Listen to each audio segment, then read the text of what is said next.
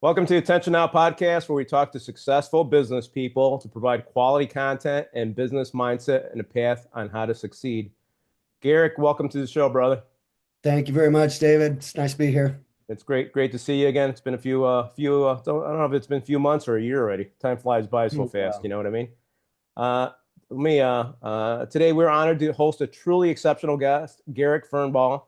Garrick served 20 years in the U.S. Navy. During that time, he was a member of SEAL Team 3 twice, SEAL Team 5, and a tour of Naval Special Warfare Center Land Warfare Division. He contracted for the CIA. Uh, Garrick deployed to Afghanistan more than 20 times, spending about 4 years actually on the ground while performing the duties depicted in the movie 13 Hours in Benghazi. That was a great movie. I like that movie, by the way. It So, was. Yeah. uh, and Garrett currently is the CEO of High Value Target. Looking forward to talking about that and seeing what he's currently doing right now. So let's get started. Did I miss anything on your intro that you want to add, Garrett? No, great intro. Thank All you right, for that. awesome, man. You've done some great work. So again, pleasure to have you on here. Let's start off with your military career. When did you decide to join the Navy? And did you know you wanted to be a SEAL right away? Yeah. So I think it was art class in seventh grade, if I remember right, when I decided to be a Navy SEAL. Me and a few other friends were probably busier reading like Gung Ho magazine and Soldier of Fortune than participating in art class. And around that time, we were having BB gun wars, like Oh with my the Red gosh. Okay. Ryder BB gun. Yep. Um, and I felt like I had a knack for it. And when I was really young, I decided I was going to be a Navy SEAL. I'm reading about the different special operations units, and it seemed like the SEALs were kind of new and cutting edge at the time, pretty unknown. And that's what I selected. So I had a kind of a rough relationship with my father growing Okay. up Okay. and left high school a year early. Oh wow. Got my GED, Okay. and I don't know, we're probably worth mentioning the recruiters in the office were afraid I wouldn't score high enough to get into the Navy, much Oh my less goodness. the SEAL teams. Oh wow. Okay. Here I am cutting out of high school a year early. But I studied for that GED test, and I think I scored higher than all the recruiters did. Oh And my the gosh. and I That's scored high awesome. enough to get into the SEAL teams. So that's kind of how that thing kicked Did off. did you have anybody in your family that was military that you were playing and reading those magazines back then, or was it Yeah, just no, just the nobody people that were actually. around you that were reading it? I'm still the only one, but Oh I was an wow. adopted kid, Okay. so a little bit of an anomaly, you know.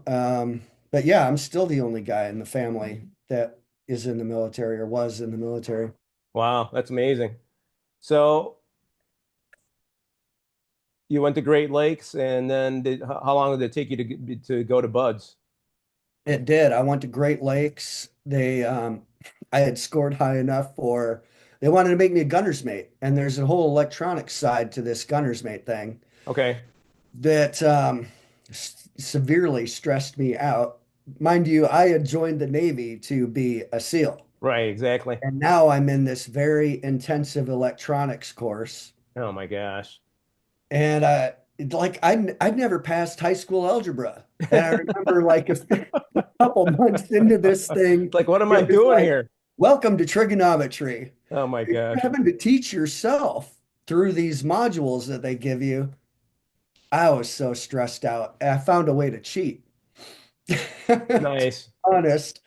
So I'm just like, God, I just got to make it through this thing. Well, they couldn't prove I was cheating, but they knew. So they're Right. like, look, you're out of here. You're fired, basically.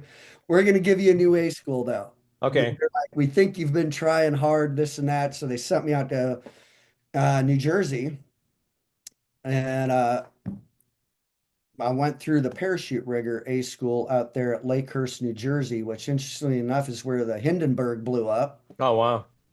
It had two huge hangars that were built there, and our barracks that we lived in was a 3 or 4 story building with probably 500 rooms, and the whole thing was sh built in the shape of a swastika. That's Can't crazy. make this stuff up. So I Wow. figure, I figure we ha must have had some high-ranking Nazis in the U.S. Navy Probably. Yeah. back then. Yeah. Not a Because, coincidence that that got shaped that way, right? Yeah. you've got German World War II prisoners building these barracks, but why would you let these guys build a barracks in the shape of a swastika? That's Right? crazy. Like Oh maybe man. they've got an architect on the team and they submit plans, and the U.S. Navy officers like, yeah, are you kidding me? We're not building barracks all shaped in a swastika. But no, they built it. That's so And then crazy. crazy enough, there was another one built at NAB Coronado, and Okay. I lived in that one as well. And I think that Wow. one's still standing. That's crazy. So you went to A school, and then did the recruiter tell you how long it was going to take you to go to Buds? Because obviously they put you in a different A school. I ended up spending about 3 months at Gunner's Mate School, Okay. which was supposed to be a 6-month school. Okay.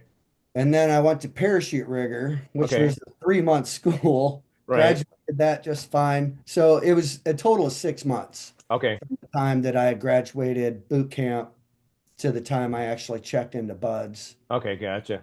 Yeah, I'm sure that was a big relief. It's like I finally made it, but I'm sure there was a Yeah, lot of challenges in there too, right? there were some challenges. What was Yeah. the toughest thing for you in there? Well, running, Okay. running. I ran a lot on these runways out there at Lakehurst, New Jersey, and my running was horrible. But by the time I left, I'd say I was a good runner, but I also had shin splints that had developed into stress fractures by the time I even checked into Buds. Oh, no way. Oh my gosh. So what kind of sucked was 3 weeks into training, um, like my left leg especially was really hurting. So I couldn't even walk straight. I would like wake up in the morning, take some Motrin, position my pants on the floor so I could just pull them straight up because to Oh my even bend gosh. the Holy knee cow. was hurting like a lot. They determined that I had actually broke my left leg running What? that stress fracture to the point where they're like, yeah, so you need to go up to Balboa Naval Hospital and get a cast to put on this thing. So I'm like, oh my God, if I do this, I'm haze gray and underway. They're Right, going to exactly. send me out to the Fleet Navy, and there's nothing I can do about it. And the chances of even getting back to Buds are freaking nil. Not gonna happen. I'm just like, that's not part of my plan. I would encourage business folks out there, wherever you're at, to take charge of your own destiny, but especially in the military, because they try to push you different directions here and there. In fact, going back to boot camp, I failed the first physical readiness test for SEAL training because I was sick that day. Oh wow. And they're like, yeah, okay, well, come back in 2 weeks and try it again. Well, 2 weeks later, and you're in boot camp, you got to submit a chit. And they're like, well, your chit was unapproved. And I'm like, well, check it out there, RPOC. Yeah, This is where exactly. I'm going to be. This is Right. why I joined the Navy. And I'm taking off. I'm Right, going exactly. to this physical screening test. Nice. I love Yeah. it. So I did. I went and passed it, and then I guess they just kind of swept it under the rug. But So what we're happened in Buds with your leg? well, I didn't go put a cast on it, Okay. and probably a week later, I'm hobbling by. There's a lot of probably still a lot of rollbacks they call them, dudes who for one reason or another been rolled in training, and I'm kind of working the system, kind of remaining low profile, just cleaning bathrooms, toilets, sweeping and stuff day by day. And they gave me some crutches. They actually gave me a bike. They gave me this special chit, a permission to ride a bike. Okay. The corpsman is like, so just press with your right foot. Don't even press on the pedals with your left foot.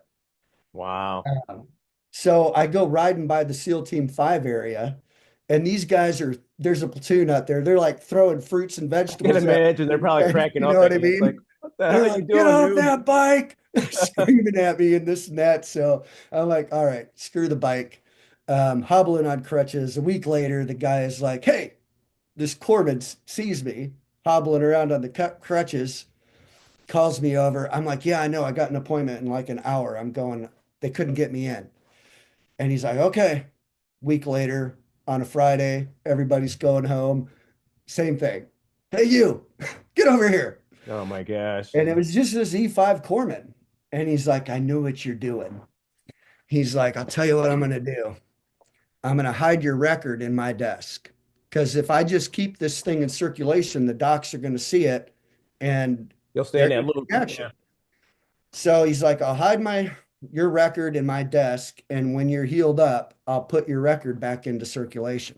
Nice. 6 months for that damn leg to heal up. And I Holy did cow. no cardio because I wait for the leg to heal up. So when I started training again, oh my God, the conditioning runs. They probably still call it a conditioning run, and it sounds so nice. We're just going to do a little Yeah, condition. exactly. It's Navy SEAL But it conditioning. was It's a little bit like different story. if you Yeah. don't keep up with the run, you end up in the goon squad. So Right. after a few weeks of this, I'm just mentally like conditioning run and goon squad, which, they tune you up. They give you a little incentive to stay up with the pack in the goon Wow. squad. So that was rough, but Holy cow. That's amazing that you made it through all that. That's a great story. But I love the determination and the mindset of not quitting and thinking outside of the box to stay in there, right? Which is for really cool. sure. Most people would have just said, okay, I'm done and checked out and tried to get back in and they probably never would have got in. So I think it's a that's a skill. that was a great way to start off. So you did 20 years. Can you tell the audience which mission sticks out to you the most or had the greatest impact for you? Yeah, certainly. I did a bunch of deployments when I was in the SEAL teams that were like non-combat deployments. I think I did 6 deployments overseas, Okay. 6 month deployments during that 20 years. And I did one in '04 to Iraq, but unfortunately, I was only in country 3 weeks before I tore my shoulder up Oh my working out in gosh. the gym, trying Okay. to like just bench press too much, to be perfectly honest. And so it was a pretty severe injury, and I right arm's completely immobilized. They sent me back through Landstuhl, Germany to go get surgery, and I'm freaking done. So that sucked. We referred to that as like the Super Bowl or the show, and Right, everybody exactly. wants to go to the show. Right. Yeah, I'm only there you were three there and weeks. you got pulled. Yeah, oh my God. Yeah. So I guess that's why I jumped into the contracting with the agency. I still had that scratch to itch. By the time I got out, I had not gone back to Afghanistan or Iraq with the SEAL teams. So, a buddy of mine had been working this program that I knew from SEAL Team 5. He's now head in charge of this program at the agency, referred to as like GRS at the Okay, yep. time. They changed the name, so I think I'm okay to say that now. Okay. But GRS, that's what like the guys in Benghazi were doing, like Ty Woods and Glenn Doherty and whatnot. And those guys were at 5 when I was there. I didn't know Glenn very well, but Ty was one of my better friends Oh wow. Okay. in fact, I added it up. I spent 13 years of my career with him in the SEAL teams, and then Benghazi, 13 hours, kind of a weird little synchronicity. Were you there for that 13 hours? I was deployed to Kabul. Okay. And I was actually doing some vehicle checks, radio checks, and stuff that morning. I turned on our SATCOM and I heard what was going on in Benghazi. I heard some of the radio traffic and whatnot on that SATCOM channel. We had like a shared SATCOM channel. Um, and when I showed up for breakfast that morning, they're like, yeah, our guys in Benghazi are in a firefight right now. When I showed up for lunch, midday, yeah, that firefight's still going on. Dinner that night, yeah, the firefight is still Holy going cow. on. Wow. And I think everybody's just thinking like, man, I wish we could be there to help. Right. Like you can't just, yeah, pack You up can't and just leave grab a plane and get Afghanistan over and there. go to Right. Benghazi to help. Right. Anyway,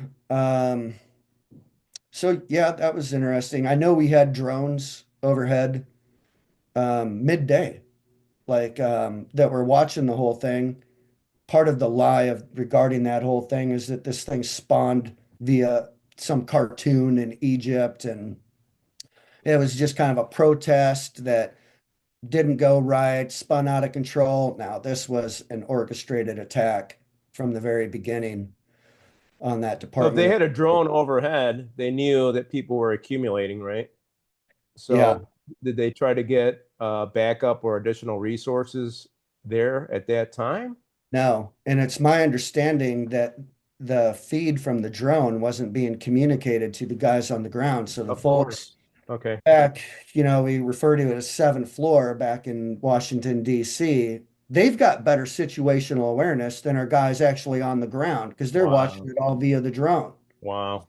They did nothing to help. If we didn't have guys in Tripoli that came to support the dudes in Benghazi, that base would have been overrun.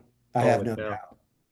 So we had Glenn Doherty, our team lead out of Tripoli, and two Delta Force guys that came out of Tripoli to assist in Benghazi. If it wasn't for those dudes, that whole thing would have been overrun. Wow.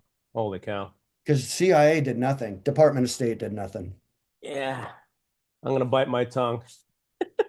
I'm gonna try to Yeah, be good. I'm gonna try to be good for the podcast. We'll talk about it later offline. cool.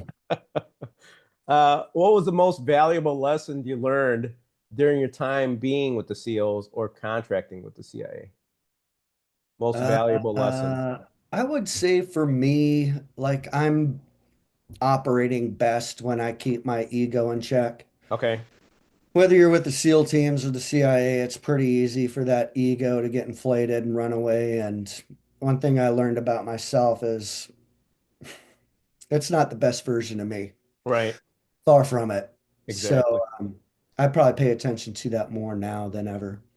Yeah, But it's amazing when you're young, it's all about you, right? yeah, And it's like when you get a little older, it's like, you know what? We're here to serve people. We're not here to make glorify ourselves or make us look like we're the heroes, right? We're here. And that's basically why we all sign up is to protect and serve others. But, absolutely. but it's Yeah. easy to forget that when you go through the training and you're doing all these missions. It's like, man, I'm the man. I'm kicking ass, taking names. But it's like, wait a minute, get back to where Yeah. you started and get back to where you should be at. So it's That was another thing for me to learn, so to speak, with my time in the Navy. Like the SEALs are kind of tip of the spear, so to speak. right, And it seems like, the whole Navy's happy to drop everything to help the SEAL teams. But you get into the CIA, different story. We were not the pinnacle of the right, CIA. right, In right. It's like fact, I would argue we weren't even appreciated you guys weren't wanted until there. It's like, what are you guys until doing here? shit went down. Right. Like something like Benghazi happens, and then all the case officers and everybody else are patting you on the back and loving you for about 3 weeks, and then it goes back to the way it was, where they would just kind of prefer it if you weren't even there. That's so crazy. What was the biggest challenge you faced while you were serving? Oh, the biggest challenge. The family, juggling the family Yeah. is the biggest challenge. Yeah, I mean you were deployed so many times, years Yeah. when you add it all up. I spent a lot of time during the 7 years I was contracting with the agency. I was overseas about 8 months out of every year. And the kids are just growing up without me, and I'm just kind of doing what I felt was best to make money for the family, Right. literally risking my life to bring home a good living for the family. And someone told me too late. Kids spell love Time, That's time. true. That's a good point. And I wasn't spending time with them, and they Right. really didn't care what I was providing them. They're all Right. material things that, it was a mistake, is what it actually was. Yeah. I've been there before too, brother. So I get it. It's like, you know what, you're thinking you're doing the right thing, but I think it kind of gets your ego kind of gets in the way, right? It's like this is what I love Yeah. doing. This is what I'm Yeah. supposed to be doing. And it's like, get out of your freaking head. It's like you have kids, you're back to serving. You're supposed to serve them, not serve us. But thank God we get a little wiser in our age, right, with our gray hair and stuff coming in, Absolutely. and we're able, and we're it's all a journey, right? So we're all always learning and getting better. So I sometimes agree. I view it like that too. sometimes we have to learn the hard way, which sucks. But if anybody out there is listening to this, take it from some guys that have done it not the right way, and get out of your head and maybe start being with your kids. Like I've never heard that the way kids spell love is I love that Time. I love that. That's a great saying. So true. Did you face any challenges with PTSD or TBI? I know you had to, deploying so many times. Yeah, And with both. how did you overcome them? I was not a sniper in the SEAL teams. I kind of latched on to the explosive side of things. Okay. I thought all To Navy SEAls were snipers. I'm kidding. Yeah, I know, right? What'd you do in the SEAL teams? Sniper. That's like the only thing somebody who wasn't in the SEAL teams knows to Right, say. exactly. You know You're what I mean? you're Everybody was a you're kind of sniper. like EOD, explosives, you said?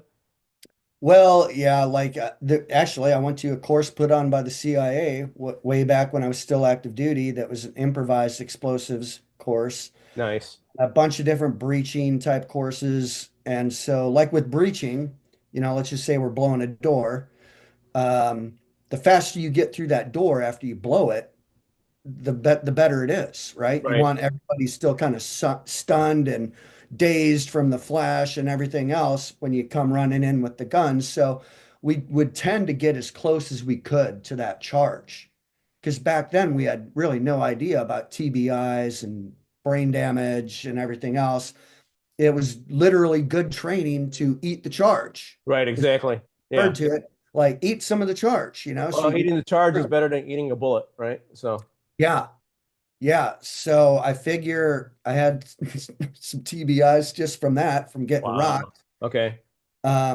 from training and just other various stuff. You know what I mean? The combatives courses, I had some PTSD that I denied because I was like, no, like PTSD, to me, that was for like people feeling sorry for themselves. Right, exactly. Yep. And I didn't like that. But denying that you have any PTSD doesn't work either. It's got to be a realistic kind of balance. So eventually I figured that out. I really went through a rough spot. When I quit contracting, I was a freaking mess. I was an alcoholic on some level. I had PTSD that I denied. I had probably narcissism on some level that was a problem as well. And everything imploded. I lost my house. I lost the family, parent alienation. And, I'd say the parent alienation was unfair.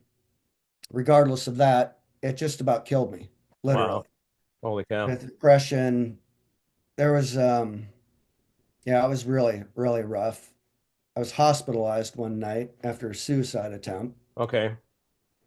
And that's when I quit drinking and that was really kind of rock bottom and the beginning of pulling myself out of it was that. And a couple of years after I quit drinking, I was invited to go participate in these psychedelic treatments, using psychedelics to treat for PTSD and depression. And I had come a long way in those 2 years, but I would still get triggered and end up in like on the couch for a couple days where I was just like immobilized with depression.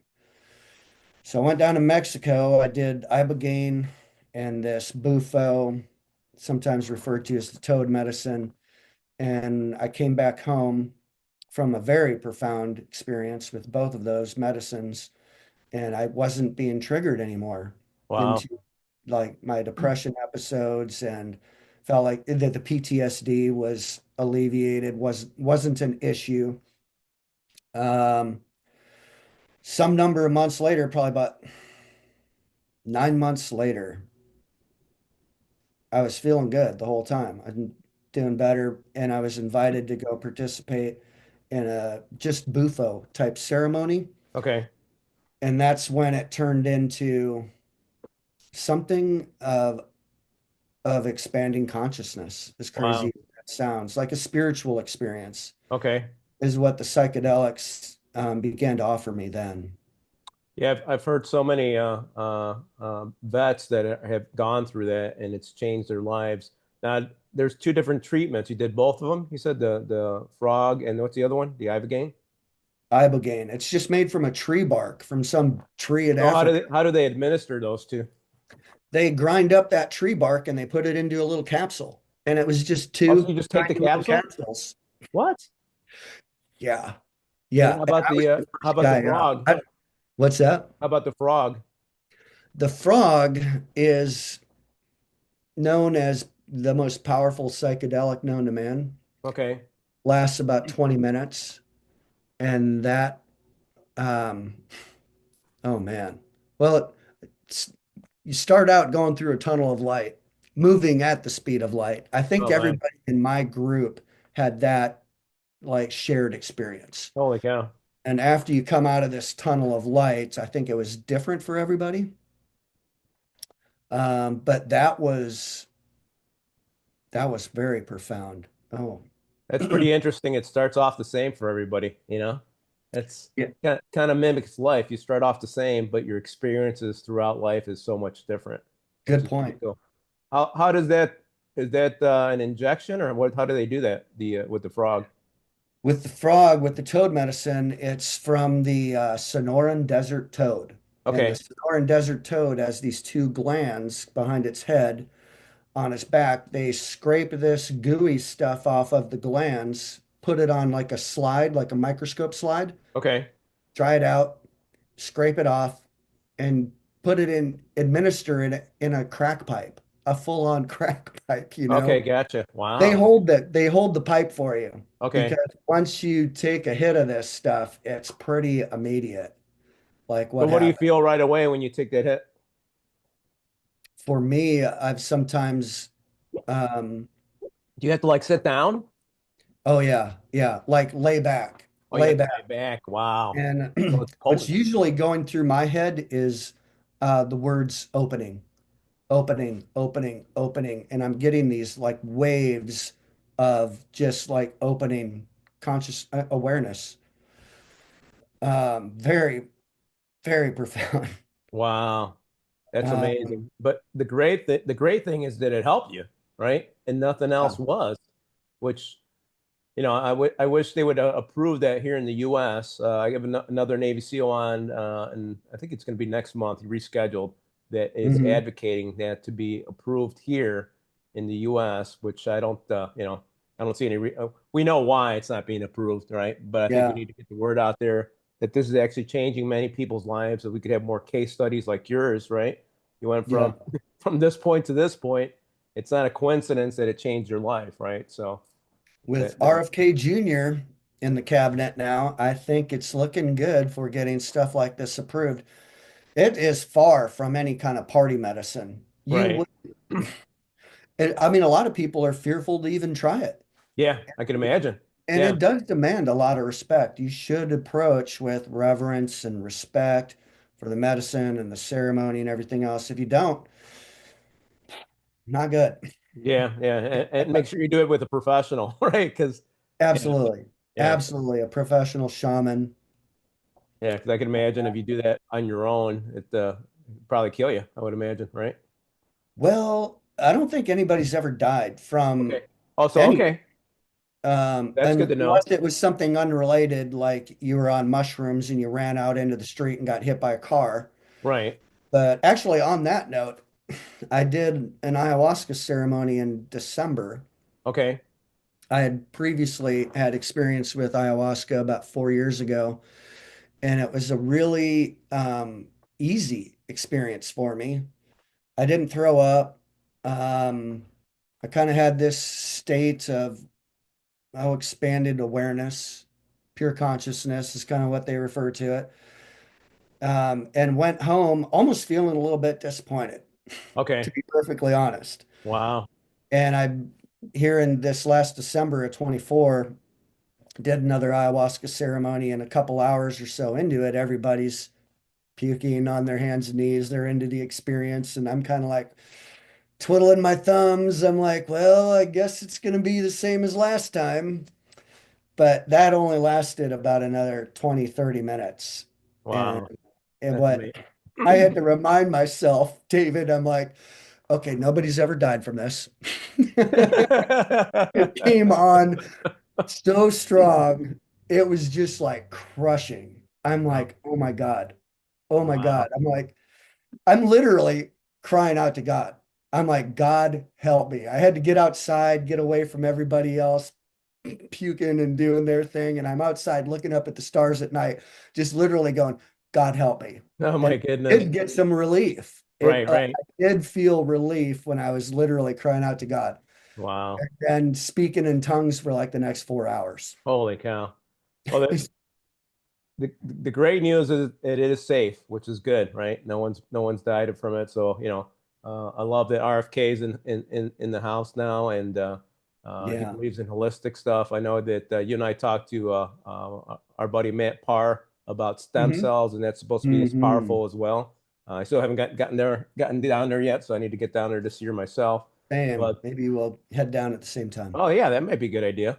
But it's I think all this stuff needs to get approved here, right? We need to start saving our uh, veterans' lives and anybody else's lives that's suffering, right? So it's like Absolutely. it could definitely and the crazy thing I just heard recently, and I kind of knew this, but I didn't put two and two together, right? All these meds that veterans are getting, you know, takes them off the deep end, right? I think And so. a lot of times if they're drinking or doing additional drugs, Yep. that's what's creating the suicide, right? Because they're on there and they're not thinking straight. Guess Yeah. what? If you're not thinking straight, Yeah. it's easy to squeeze that trigger, no problem, or whatever you're going to do, right? So Yep. I think this is more natural, more holistic. So, hopefully we could get this approved out, for everyone. So thanks for sharing that experience. Appreciate it. Absolutely. How did you develop the mindset needed for success? Was it influenced by the family or the training that you did? That's something that I still reflect back upon frequently, especially recently, is the mindset that I had as a really young man going into SEAL training. And I'm reflecting on that to pull lessons learned out of my own experience to apply them to what I'm doing now. Okay. And one of the biggest things I would say is distractions. So, like back in the 80s, we had one TV in one room on that floor. That Exactly. floor Yep. probably, housed 100 people, and we shared one TV. No internet, phone on No the internet, phone on the no cell cord. phones, Yeah. no laptops, you know what I mean? No distractions. Right. That's really what it came down. I would call my parents on Saturday or Sunday after another week, and then, another week of training to go by, virtually no distractions. I think it's so easy to get distracted right now in society. It's hard not to be distracted, even if you're focused on being focused. Right. Exactly. Yeah. I think a lot of people that are veterans and I know CEOs are either ADD or yeah, ADD or yeah. And I heard something that because obviously I have it as well. But I heard something. It's like, you know what? Make a schedule, right? Get your schedule and stick to that schedule daily, right? Whatever you're Hmm. doing, because if you don't have that SOP per se, standing operating procedures, you're going to get distracted and go think of something else to do, right? So Yeah. I think that's something really valuable. Meditation is great for creating focus. There you go. Well, yes, when I started meditating back in 2020, um, it was there was always a jumble of thoughts going around in my head. But I guess the analogy I use now is it's kind of like working out. The more you do it, the stronger you get. Just jump in and start doing it. It Exactly. helps tremendously for sure. Before we dive into what you have in the background, because I want to talk about that after this next question. Uh, what keeps you motivated every day? So that's been a whole thing, to be honest, like getting motivated again. I went through this phase where I hit ground zero, rock bottom in a big way. And I'd been running some training courses back around, 2015, 16, for about 5 years. From about 2015 to 2020, I was running some training. I got really big into it for a while. I got tired of my life revolving around standing on the range.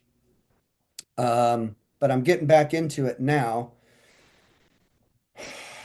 It's what I want to do. Right. It's what I truly want to do to help people, but getting to that place, because it's so many people, but what, 99% of the people are not doing what they want to do. And that wasn't me. It's not like I really wanted to go to Afghanistan to make money for my family. I had to go do that. That was the best option at the time. Right. But it's true of like so many people working jobs like, well, that's programming. Right. It Exactly. Yep. really is. You get programmed like, I have to go do this. Yeah, it sucks. I don't like it, but I have to go do this.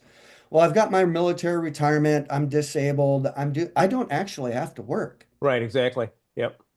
but it's what I want to do. Yeah. You get it's something Legitimately. something you have love and passion for. I think that's Yes. what keeps you always moving, right? People say Yes. whatever you do, and try to find something that you love, because if not, you're going to be like those 99% of the people that are stuck doing what they don't want to do. And life's too short, as we were talking earlier, right? Time, Right. Yeah. TIME is the most important thing out there. How many billionaires have you known that it's like, man, I wish I could push the clock back and do what I wanted to do back in the day, and spend more time with my family, and more time having fun, more time for vacations and stuff. So that's Absolutely. yeah, that's amazing. So tell us about your high value target company. So we're talking about something that you want to do, and I see Yeah. some stuff in the background. And when you think appropriate, I'd like to see some of the targets as well. But Certainly. go Yeah. ahead, man. So Take it. that was a thing. As I had mentioned, I was running training hot and heavy there for about 5 years. And while I was a SEAL instructor, you go through this 3 week Navy instructor training school. You get another NEC out of that. And then probably 1/3 of the SEAL instructors will get a master training specialist certification. Nice. But I kind of pictured myself doing something like this later, and I made the effort to get this certification, which essentially teaches you how to create a formal training program Got it. and maintain it. So I really obsessed over my training courses, just like I did when I was a SEAL instructor. And I began to realize, like, when we come charging into a room or something, ready to shoot the bad guy, so to speak, I'm not seeing a silhouette target. What am I seeing? I'm seeing 3D images. And then I'm kind of like, we need to be shooting 3D images. But if it's just foam or pressed plastic or something like this, we've got no shot accountability. I don't really know where my rounds are landing. And some of these targets of that type are advertised as like, this target will take 1,000 rounds. And I'm like, yeah, and 999 times you didn't know where any one of those things freaking landed or if it landed Right. on Exactly. target. Yep. So I'm like, okay, we need paper. It's got to be paper because professionals need shot accountability.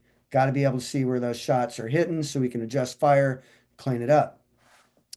So I went to work actually photographing mannequins that had Nice. been given to us. Like we had this relationship with 511 Tactical. Okay. 511 had given us some mannequins to display like their clothing and whatnot. And so I started dressing up the mannequins, taking high resolution images and touching those up in Photoshop. And then this buddy of mine, he's like, there's this thing called 3D animation software. Oh, there you go. Yeah. I'm like, really? All right. Well, I guess I should look into this. And when I did, I was like putting the brakes on to a screeching halt. I'm like, all right, stop taking pictures of mannequins.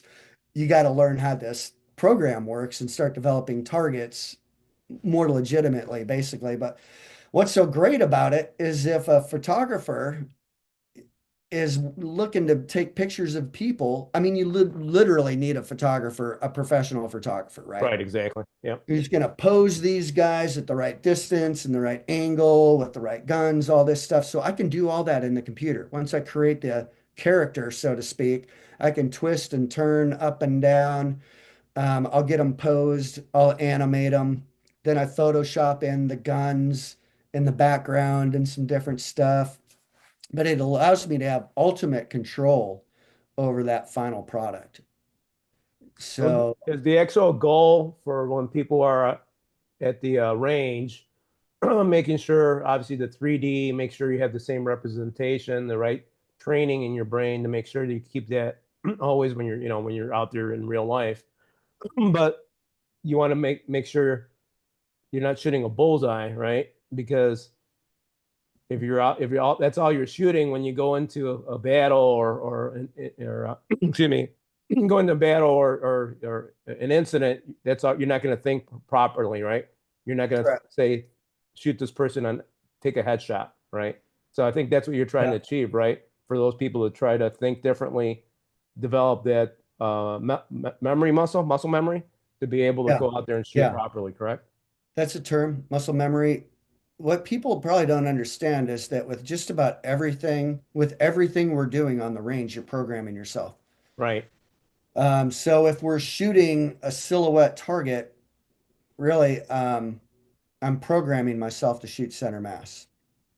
And with the SEAL teams, it's like, well, we're special. We're going to shoot high thoracic cavity because that's more deadly. And if they're wearing body armor, those rounds will go right over the top of the body armor. Yeah.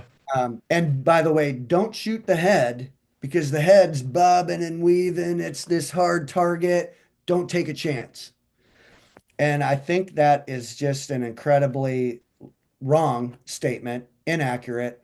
And I would encourage people to take a look around at the phenomenal physical feats, athletic feats that humans are performing. Um, Something unrelated to shooting, but some guy on like a dirt bike or even a snowmobile who's going to do a complete flip and land that thing. I'm personally seriously impressed Right. Absolutely. Yeah. with a variety of different sports and athletic feats that humans are doing. And then you're going to tell me that like a headshot at 10 feet is unrealistic? It's just old school. It's Right. like 30, 40 years outdated, that whole mentality. And there's And no here's a body perfect, armor on the head. So that it's common sense. absolutely. Or pelvic girdle. People will talk about shooting girdle. I'm like, well, it's not going to kill the person, Right. number one. And that region is the same size as the head. Why don't There you you go. just shoot at the head? Right. Exactly. That makes sense. A really powerful experience that showed me a lot regarding the programming came out of Afghanistan in 2014. The CIA headquarters for Afghanistan came under attack early one morning. Without going into all the details, there was four Haqqani network terrorists who killed seven guards at our gate in Oh like wow. literally 2 seconds. Got it on camera. And we found out later these were the training instructors for the Haqqani network. Gosh. Very good shooters, on par Okay. with any of our spec ops guys. Um, so long story short, there's a former Navy SEAL and a former Green Beret. This all went down at like 6 or 6:30 a.m. and a lot of dudes were still in bed, but these guys were up. They got kitted up, put on helmet, body armor, plate carrier, and whatnot. And these two punched out into our outer compound to go find the terrorist guys. And the first guy they encountered was standing kind of in the, as my buddy described it, in the open, about 25 yards away, kind of bladed like this.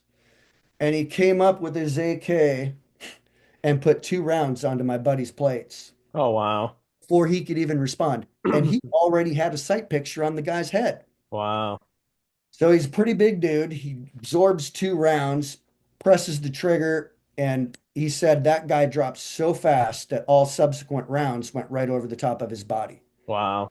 That's what everybody should be shooting for, so to speak. It's the cerebellum of the brain or the heart. Those are the only two places to shoot a person. If the heart is covered with body armor, I'm just going to adjust my sight picture for the head. I'm not shooting anybody anywhere else. Two places. Were you at the compound? I rolled in the next day. Okay. Yeah. So, yeah, Weren't rolled you at in. the weren't you in a compound where you encountered something similar, but you came in and you actually had no body armor or anything? Yeah, same compound about a year earlier. Okay. And what happened with that? Had one of our guard force guys turn on us one night. I was coming back from one of our, little missions. It's probably, it's late September. It's only about 8:30 at night, but it's pitch black. And I'm kind of bebopping back to my living quarters when I heard a burst of gunfire. I've always been pretty good with gunfire. So I'm like, I stop in my tracks. I'm like, 10 rounds, AK-47. Um, Only the guards carry AK-47s. We're all Pretty running, new. Right. something like an AR-15 platform. So I'm like, okay, well, I'm kind of picturing one of our guards leaned over the wall like this, shooting down into the street. But I knew from the way it echoed, I'm like, no, that guard's shooting into the compound, not out of the compound. So I'm like, all right, time to draw a pistol and go see what's going on. And I'm running towards the gunfire thinking, this might be the dumbest thing you've ever done because I'm dressed like this. Oh I'm no. just got a t-shirt. I just got back off this move, as we call them. Okay. All my gear is in the car, Oh like no. my body armor with extra pistol mags So you had to, and you the probably had long to, you gun. probably had to cross him to get to the car. I could have made it back, but I Okay. guess I just wasn't thinking to go Yeah, get all my you just gear reacted on. right away. But go And ahead. Go ahead. I'm like, just get to the scene, go Right. investigate, see what's going on. I'm kind of thinking guard tower, so I get up to where there's some 20-foot high cement T-walls in the compound, and I'm using those for cover. I kind of punch out like this, and I'm looking up at the guard tower, and I don't see anybody. And I'm like, oh, confirmation. The shooting's coming from the guard tower because I should be seeing someone in the guard tower. Right. Turns out that was wrong. The guard was just ducking down Oh, because okay. of the shooting. And the gunman, so to speak, opened up a few seconds later from this bunker below the tower. Oh, wow. And Okay. he did another 10 round full auto burst right into the dining facility, which I witnessed and saw. And what's kind of interesting next is that um, as we're truly products of our training, he'd hit this big Freon tank that held like, for refrigeration for Right. the kitchen and everything else. And this Freon tank like exploded Oh and my put up a gosh. big cloud of Freon gas illuminated by the patio lights and everything else. It was really surreal. I'm literally like, oh my God. You know what I mean? I'm kind of like that. And in Like, my head, I heard the range is hot. And I'm kind of like, oh, right, the range is hot. So tune this dude up. And I jumped into this gunfight, so to speak. I fired most of that mag and didn't have a replacement. So I went a few feet back into the living quarters area. I'm like, people will probably be coming outside here any minute. And they were. Uh, okay. and a couple compadres, another couple GRS guys came out. I'm like, hey, give me a couple mags, you know what I mean? This is what's going on. While we're talking, there's shooting going on. Oh man. Like this guy, if I remember right, went through 120 rounds. Holy cow. At the end of the day, he killed one guy, injured like four others. Um, and all of that was happening in the few seconds I was briefing these guys, these other two guys. I'm basically like, hey, this is what's going on, this and that. I slap this dude on the shoulder and I haul ass back up to the gunfight. And they were having the thought that maybe I should have had initially, which is, What the hell's he hey, go thinking? get your gear on. Right, exactly. Why Yeah. don't you go put on your Right. plate carrier and helmet and everything else? But for whatever reason, I'm just like, no, I need to be in this like right now. So those two dudes went to go get geared up, and I ran by myself back up to the gunfight. Um, well, at the end of the day, we took that guy out. Did you guys There take was him out about with the what? headshot or how'd it go? How'd it go down? It was, I'd hit him in various places. I got 3 rounds above his plate carrier, high thoracic cavity, which were You 124 hadn't grain gone through hydrochat. your own training yet. They were 9 mil, 124 grain hydroshock, and it didn't kill this dude. He was alive for about another 10 minutes afterwards. Wow. I mean, he's lung shot, he's bleeding, coughing But blood, he couldn't but shoot you, which is good. he shot one more of our guys after I shot him. Wow. I'd hit him in the ankle, I'd hit him in the thigh. I think he had something graze off of his knuckles. When I came back to the scene, with a couple more mags, I broke cover and just started walking on the bunker. Did he return fire to you? I was keeping him pinned down inside. Nice. Okay, that's And awesome. mentally, I was like, I'm going to turn the inside of that bunker into a pinball machine. There you go. So I grabbed a certain angle and was just ricocheting rounds off of the walls in the bunker, um, just to let him know. So I, now what you've known, you would have shot him in the head, right? if I, in hindsight, I would have taken a lot more time on my first shot, Right. ended it with one shot. But my thought process was suppress fire, push him back into the bunker, and let everybody else get there to respond. Okay, gotcha, gotcha. All right. So that was the thought process. It would actually have been better if I just paused, taken a deep breath, and squeezed off one round. I could have ended the whole thing. Yeah. Well, live and learn. Speaking of that, let's can we see one of your targets to kind of get an idea Yeah, what we're yeah, talking about? So sure. everyone will learn So another valuable lesson today. There for you go. years, the this was my first type of target that I would put up on the range, a Okay. hostage scenario type target, and I would shoot it cold. And then there's some drills that were just simple, like from the high ready, the ready, from the holster, left hand, right hand only. I put it all onto one target. Nice. Took kind of my favorite stuff and put it all onto there. I don't use lines on the targets typically. Yep. Like I create these zones. I don't know if you guys can see that on the shooter's head, but there's a faintly depicted zone, Okay. which if your rounds are placed in that zone, it'll penetrate the cerebellum of the brain, for example.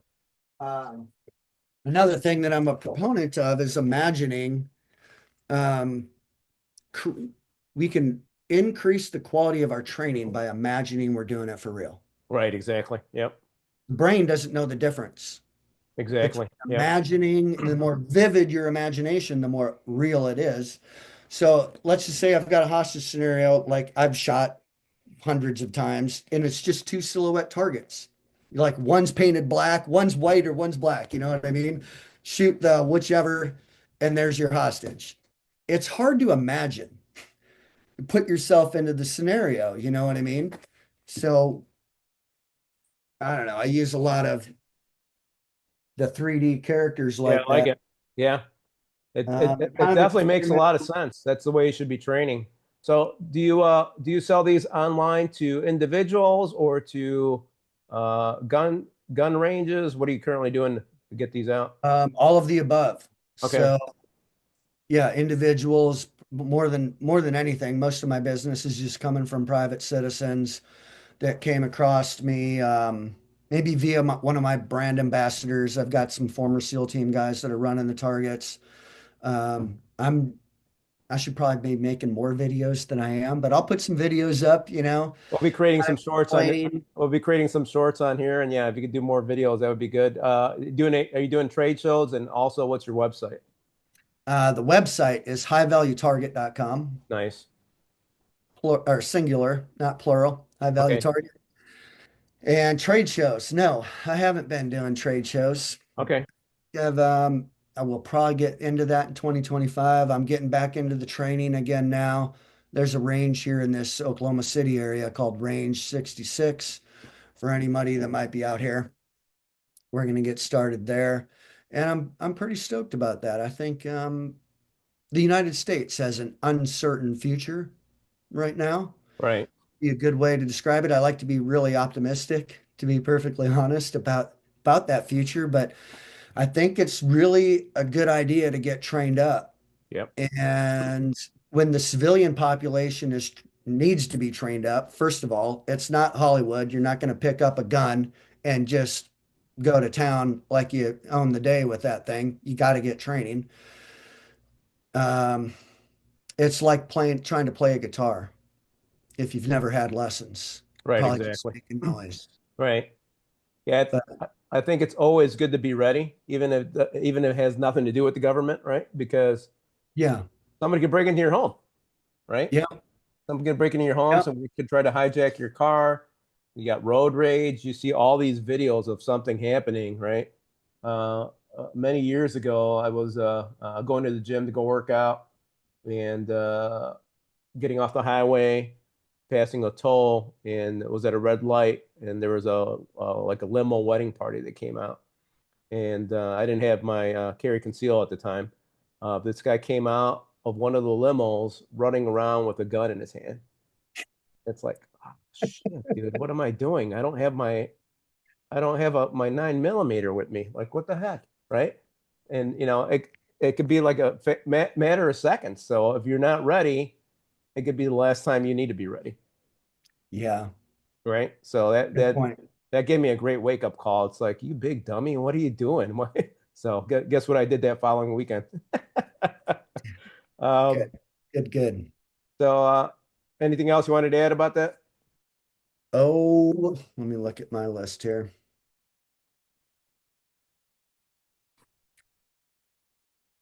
Yeah, get some training. I would recommend that for folks. Going back to the Cold War between Russia and the United States, we were we never went to war because we were assured of mutual destruction.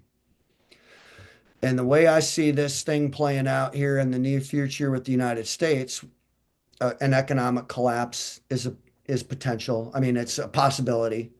You know what I mean? But if we were to get these, roving bands of little gangs and whatnot, they probably wouldn't be so encouraged to go sack neighborhoods if they knew they were up for a fight. Like we Right. are the militia.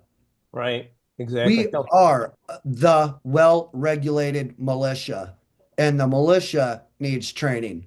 So for anybody out there that's feeling remotely patriotic or called to be in that protector role, get trained up. Be ready to go. I mean, look, not that long ago, so many people felt threatened by Antifa, right? Everybody was scared. It's like, guess what? Things could happen. If you would have told somebody a year ago, guess what? Get trained because Yeah. something could happen. It just happened not that long ago. So keep that in mind because that could happen tomorrow, right? Yeah, yeah, I had a tie-in with those communists that call everybody else fascists when Right. they themselves are the actual fascists. They're communists, most of them. Yeah. And like the founders of BLM are on video saying, we are trained Marxists. Right. Exactly. I think the Yeah. BLM side is more of Marxism, and the Antifa side is more of like old school communism, probably out of Russia, that brand. And they somehow think they're the patriots. They were calling me a domestic terrorist. Oh my gosh, that's so crazy. Antifa. Now they're labeled domestic terrorists, right? They are Yeah. domestic terrorists, 100%. Right. It's kind of But like when you do something and the bully's trying to say what they're doing is what you're doing. I forget the actual term from that, but that's what they like. That's what they love to gaslighting. do, right? Yep. Gaslighting. Yeah. Yeah, yeah. We Thank you. never see that from the left. All right. Gaslighting. Awesome, awesome. Let's get to because I heard you said you were praying while you were going through one of the experiences. How did faith contribute to your success? In everything that I've been through, I have absolutely never wavered in my faith in God. I'll just say that. And it has absolutely pulled me through. That's awesome. That's a pretty good example. I was Right, like, exactly. There you go. oh, this is crushing. I'm hurting right now. God help me. I Right. actually did feel relief from that when I called out to God. I've had some really incredible experiences with like Yeshua. Um, I definitely feel a connection Yeah, with absolutely. God and Jesus, so to speak. I prefer the name Yeshua, just because I don't think he was going by Jesus when he was walking the earth a couple thousand years ago. So it feels more appropriate to use that name. But Right. Yeah, I think it's something that's inside of you and spiritual and a light is the way I like to see it, right? It's a light inside of you. And yeah, what the thing that I always think of is like, you know what?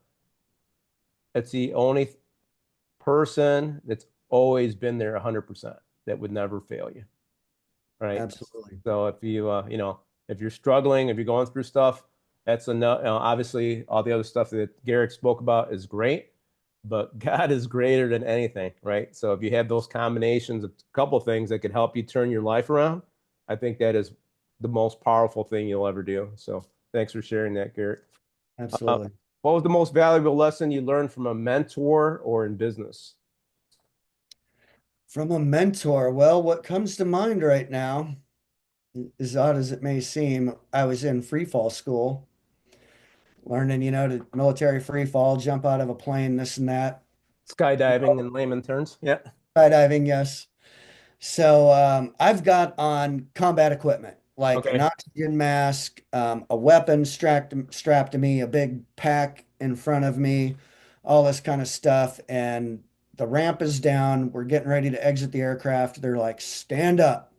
As I go to stand up, like I had taken my seatbelt off and just kind of dropped it. Well, it snagged on like my oxygen bottle on my Ooh. Okay. head. I was having a problem standing up. Right. And dudes are leaving the aircraft. Like it's important to get out with the Right. group. Yeah, you don't Uh, want to be miles away when you and I land. got my ass chewed out for this thing.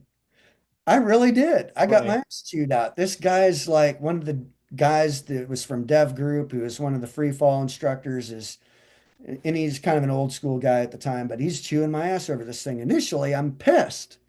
I'm like, could have happened to anybody. Right, You know exactly. what I mean? Yeah, what's the But big where I deal? Yeah. eventually land on it was more of in line with Jocko's like extreme ownership type stuff. Yeah. It forced me to pay attention to detail. And I'm like, he's right. That guy was right. I was wrong. Just tune yourself up and pay attention to the tiny little details better. There you go. I love it. Yeah, it's a good experience. Uh, if you were 20 today, what path would you take or tell others to take? Well, I went that path of war, obviously, but I'm not a war proponent for sure. Okay. What path would I take people to take? Well, I think the training is important, as I've mentioned. Okay. Like you are the militia. Take that on, hopefully, receive some training from guys like myself. Um, but I would like to see us get to a point where humanity has evolved to such a point where we just don't need guns anymore. Don't need them because there Right. isn't a threat. Right. I think that day is coming. I don't know. I was having that I conversation with really somebody do. recently. It's like, you know what? There's always been wars and battles. Always. Ever There have since, been. you But know, I personally think humanity is evolving right. spiritually. Right. And in a not too distant future, we're going to get to a place where there just isn't a threat. It's not a good idea to give up the guns while there's still a threat. Right. The I agree. guns. But look forward to that day when, maybe we melt them all down and make something really cool out of them. That'd be Whatever. awesome. Yeah. I don't see it happening in our lifetime, but I pray that that comes through. It actually happens one day. How can the listeners connect with you, Garrett? They can connect with me through the website at highvaluetarget.com, or you could email me at fern@highvaluetarget.com.